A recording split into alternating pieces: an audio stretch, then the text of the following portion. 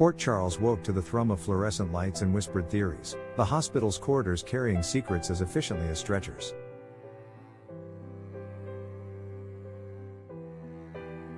Drew Kane, newly awake and stitched to the world by tubes and painkillers, had turned his recovery room into a tribunal. Curtis Ashford stood at the foot of the bed, face composed with the discipline of a man who has survived worse but refuses to be measured by it.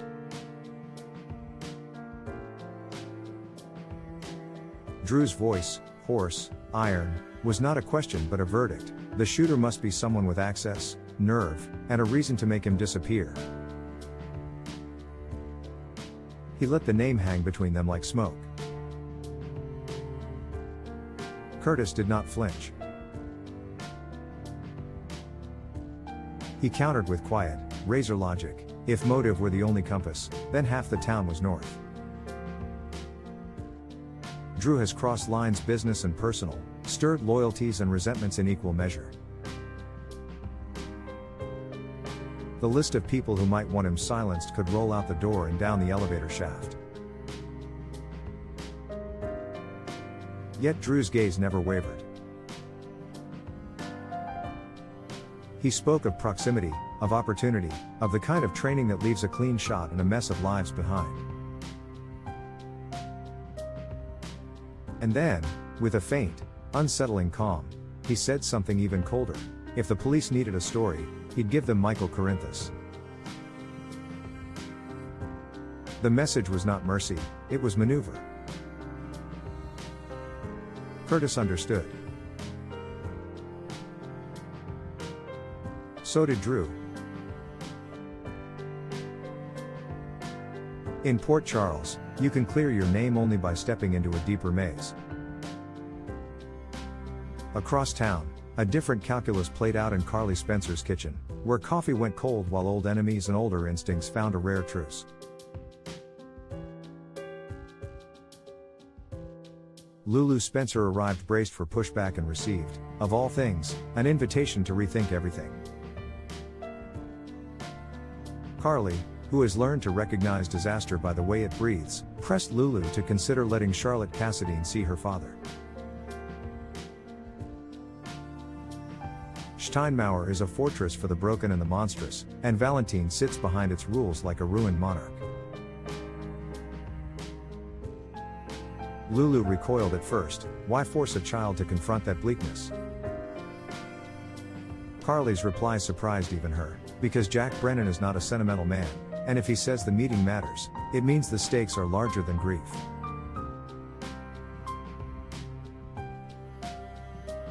At times like these, giving Charlotte controlled access might be the only way to prevent a more dangerous breach later.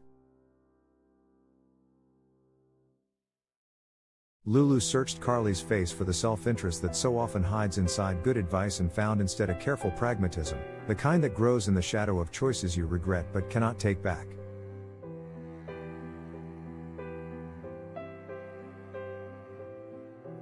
It was disorienting and oddly reassuring. In Port Charles, people evolve, or they calcify, and Carly was, to Lulu's astonishment, evolving. The ripples reached Nina Reeves before the hour turned. An offer arrived, a door opening where most of hers have been slammed, and the offer's edges gleamed with two names, Charlotte and Brennan. Nina could smell the trap and the need braided together, an arrangement that would let her orbit the Cassadine child once more while advancing someone else's agenda in the dark.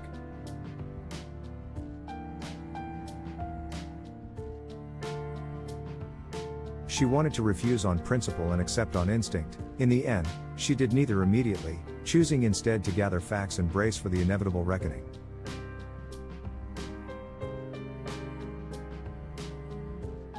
Later, when she met Lulu with the careful composure of someone approaching a loaded memory, she offered updates that were less a comfort than a weather report. A pressure system is building. You can open a window or you can let the house explode.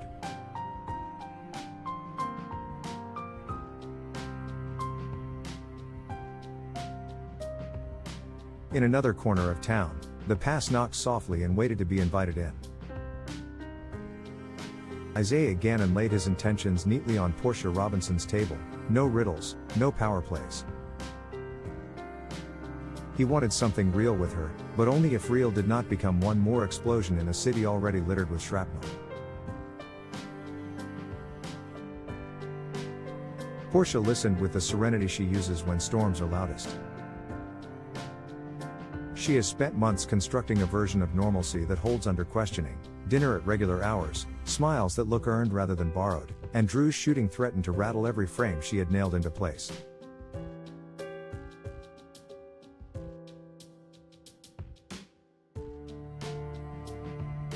So she chose the quiet option. Keep what had happened between them wrapped in stillness for now. Not denial, not shame, strategy. Isaiah accepted the terms without theatrics, a promise to wait written in the ordinary language of patience. In Port Charles, patience is rebellion. It refuses to feed the crisis machine. Crisis, however, was busy elsewhere. Kai Taylor laid out contingency plans at Trina Robinson's side with the precision of a chess player who has been playing the same endgame since adolescence. What to say if questioned, what not to carry, where their timelines must not overlap.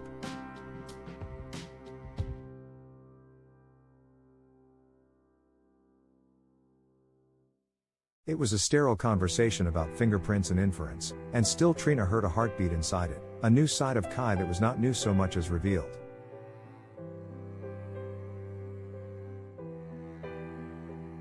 What unsettled her wasn't the content but the confidence, the part of him that could think that way might keep them safe, but what kind of future did it light?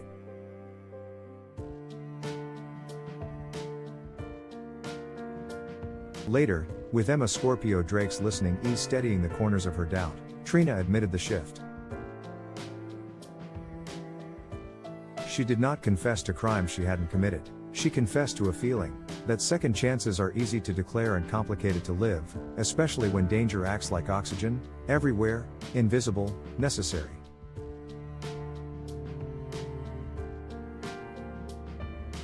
At General Hospital, truth and duty collided in a fluorescent standoff. Elizabeth Baldwin and Lucas Jones found themselves tethered to the same patient charts and very different obligations. Lucas wanted clarity, facts that sat still under his questions. Elizabeth was already counting the moments until a detective would ask her to put ink to paper. She would not lie, even if the truth sprayed shrapnel. That meant acknowledging inconsistencies in Willow Tate's account if those inconsistencies surfaced.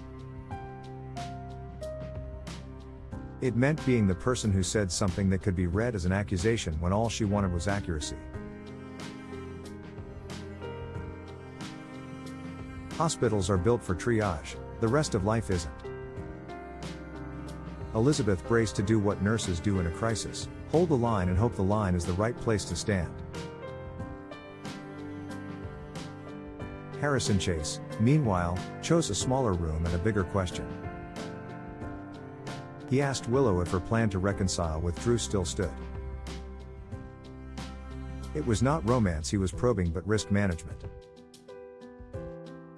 If Willow pivoted now, distanced herself because the air felt toxic, someone would notice the timing and set that observation like a domino against everything else they thought they knew.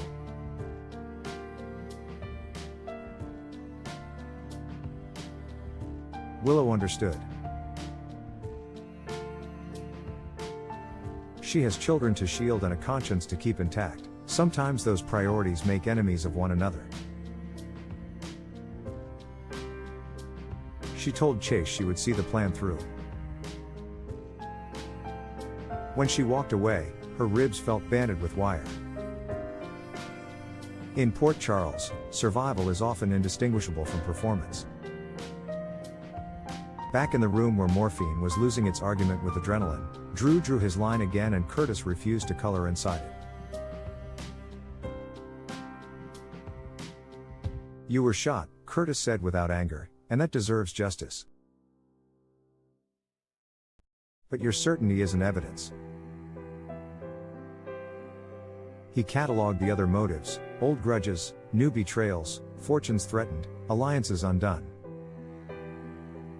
The shooter could be mercenary, or family, or both. He did not bother to mention his own reasons not to pull a trigger. In this town, reciting your virtues just makes people count your sins. Drew listened and then circled the conversation back to where he needed it: control. If he could not control the bullet that took him down, he could control the narrative that might lift him up. Naming Michael Corinthus as his fallback culprit wasn't a kindness, it was leverage. It promised to shift the spotlight, even if only for a moment, and moments are currency when detectives begin to stack them. Michael, for his part, was already playing a different game. He knocked on a door far from family and asked Jacinda to lend him something more valuable than cash: time he could reshape into an alibi. He laid out the contours: where they were that night, who saw them, how to answer without volunteering new details. His offer was generous in the way that makes you examine your own reflection. What are you worth, and to whom? Jacinda's conscience didn't shout, it tugged. She'd been paid for her time before. She'd never been asked to mint it. She agreed to consider it because the world often punishes the pure and rewards the pragmatic, and because Michael's worry had the same gravity as a plea.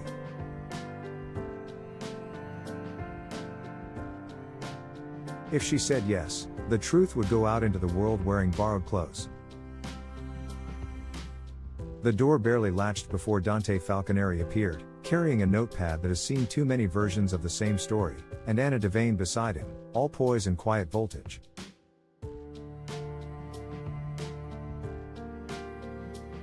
They were not here to knock the house down, they were here to see which wall sounded hollow. Dante asked for the timeline and let silence do the work of another question.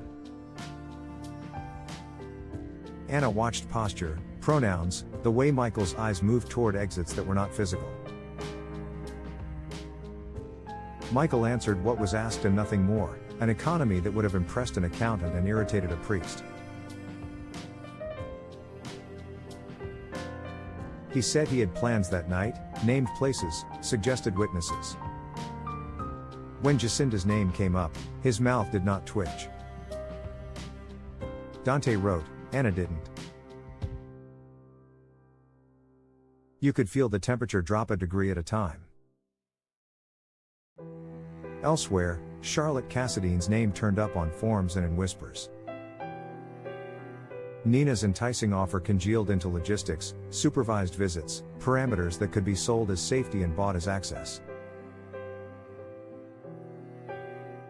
Brennan's influence threaded the documents like invisible ink. Lulu had to sign something that was larger than a signature: permission for her child to step into a room full of ghosts and decide which ones were still dangerous.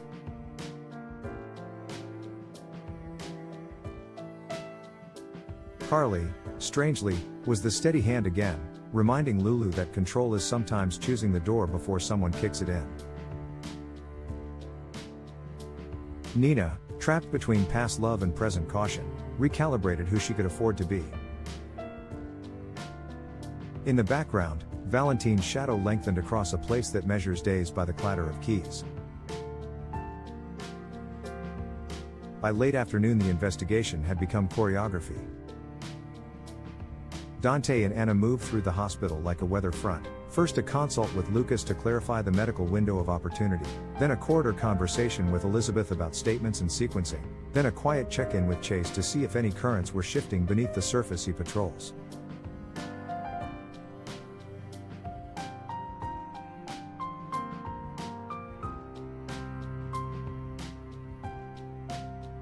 Portia watched them pass and made a second decision to match her first. Secrecy is not silence, it is preparation. Isaiah texted a 3-word reassurance, I'm still here, and that felt like a promise no court could enforce but life could honor. News of Drew and Curtis's standoff bled outward in polite questions and impolite assumptions. Some believe Drew because belief is easier when it confirms your grievance. Others stood with Curtis because loyalty is a muscle they've trained. In a town where history repeats in elaborate disguises, everyone picked a mask to wear and called it fairness. Curtis left Drew's room with his back straight and his eyes tired. He had not convinced Drew of anything. Perhaps he had not even tried. This wasn't about winning an argument. It was about not letting someone else's wound erase the man he has become. Night crept up on Port Charles, and with it the decisions people make when daylight can no longer pretend to be truth. Trina hovered over the send button on a message she owed Kai and chose, instead, to close her phone and breathe. Emma messaged something soft and ordinary, memes and mercy, and it was enough to make the world tilt toward manageable. Lulu looked at a printed schedule that would take Charlotte to Steinmauer and, after 3 passes and 1 prayer, signed where she needed to sign.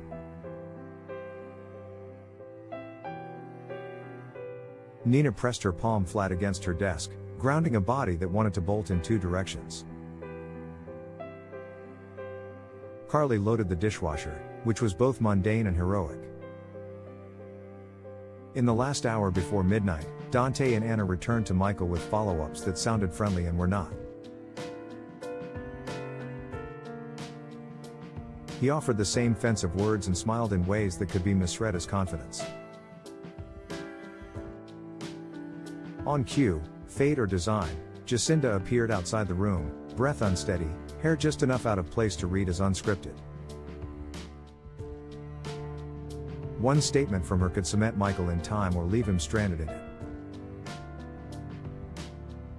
Inside the hospital, Drew closed his eyes not to sleep but to think, inventorying the faces of those who might have wanted him gone and the one face he could not stop staring at, his own reflection in the choice to weaponize information.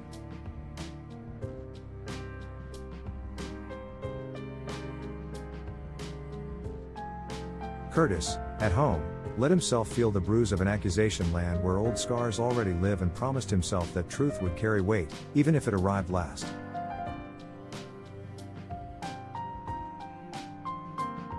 Port Charles does not end a day so much as it pauses it, holding breath between beats. The city's lights thinned, and still the questions thicken. Will a supervised visit calm a child's storm or teach the storm new routes? Can a relationship survive hidden in the folds of a complicated life long enough to be revealed without shame? How many strategies can 2 young people devise before strategy becomes identity? And, most urgently, when the detectives map the night Drew fell, whose footprints will glow under their light, an enemy's, a friend's, or the man who believes that in order to live you sometimes have to redirect a bullet after it's already been fired?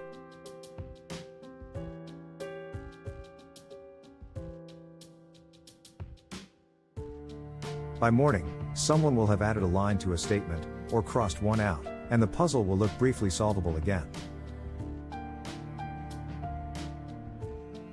Until then, the town listens, to monitors beeping, to doors clicking shut, to the hush between questions where the truth, if you're lucky, remembers how to speak.